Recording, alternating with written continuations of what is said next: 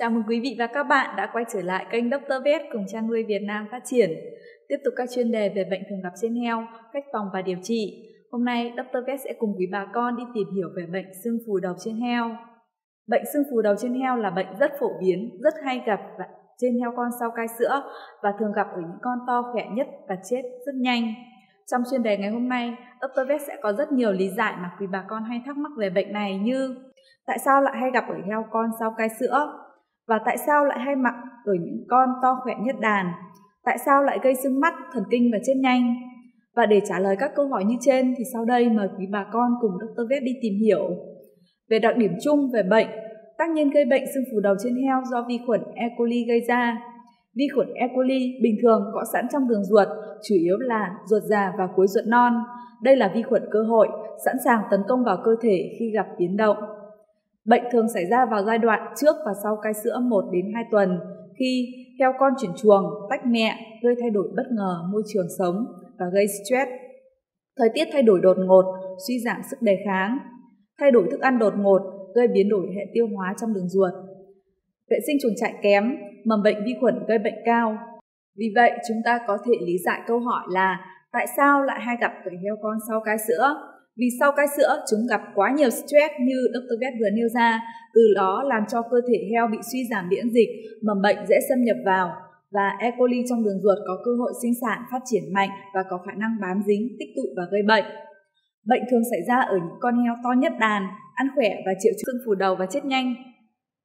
Vì những con heo này, ngay sau khi cai sữa, do đói và ham ăn, chúng thường ăn rất nhiều, vượt quá khả năng tiêu hóa của đường ruột, dẫn đến rối loạn tiêu hóa, từ đó tạo điều kiện thuận lợi cho vi khuẩn E. coli có sẵn trong đường ruột phát triển mạnh. Tiết ngoại độc tố Verotoxin.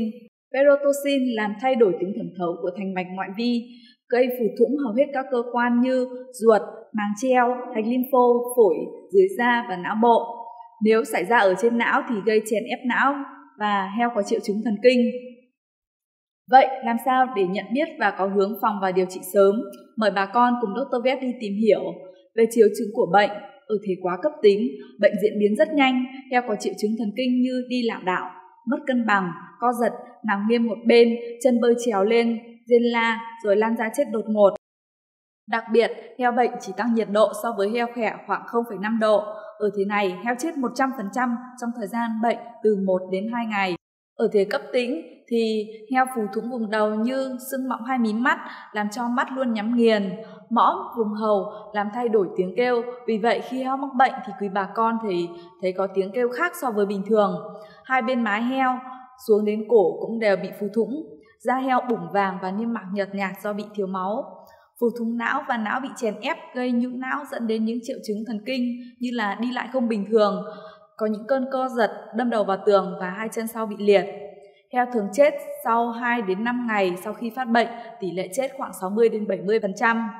Về bệnh tích mổ khám, nếu quý bà con nào đã từng xem các ca bệnh mổ khám bệnh tích thì quý bà con có thể thấy là phù nề và xuất huyết ở vỏ đại não, niêm mạc dạ dày, niêm mạc ruột, màng treo ruột đều bị phù thủng và xuất huyết, tích nước dưới da, tím ở ngực, máu đặc và máu sẫm màu.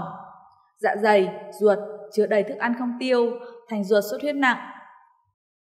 3. Phòng bệnh. Để phòng bệnh sưng phù đầu hay tất cả các bệnh trong chăn nuôi thì quý bà con đều phải thực hiện an toàn sinh học. Luôn giữ chuồng trại, màng ăn, màng uống sạch sẽ và khô ráo. Thức ăn, nước uống hợp vệ sinh nhằm giảm khả năng vi khuẩn xâm nhập vào cơ thể heo.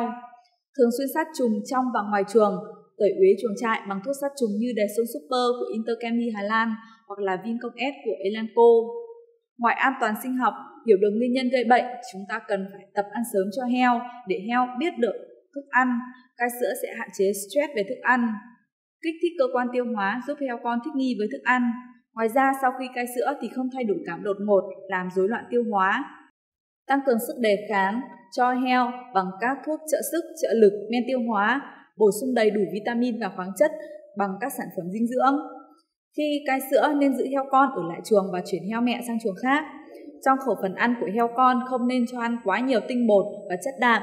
Phần dinh dưỡng này quý bà con có thể tham khảo trên vỏ bao bì cám mà quý bà con đang dùng hoặc có thể tham khảo qua các nhân viên bên công ty cám.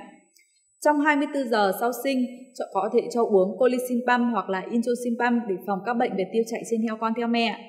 Trộn Coli 1200 hoặc là Colimix 400 theo liều phòng bệnh định kỳ khi tập cho ăn cho heo con đến sau khi tách mẹ.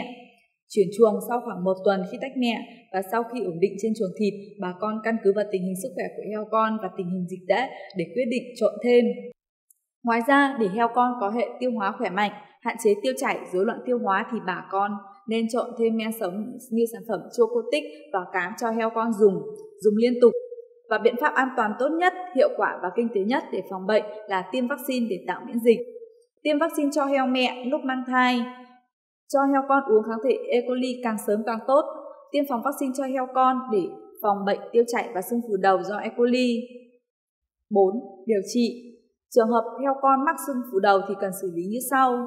Nguyên tắc điều trị sưng phù đầu là cần tối và yên tĩnh, cho heo mắc bệnh ở khu yên tĩnh, tránh ánh sáng và tránh gió, tránh tiếng động. Nhịn ăn 1 ngày và pha cung vít và cho tự uống.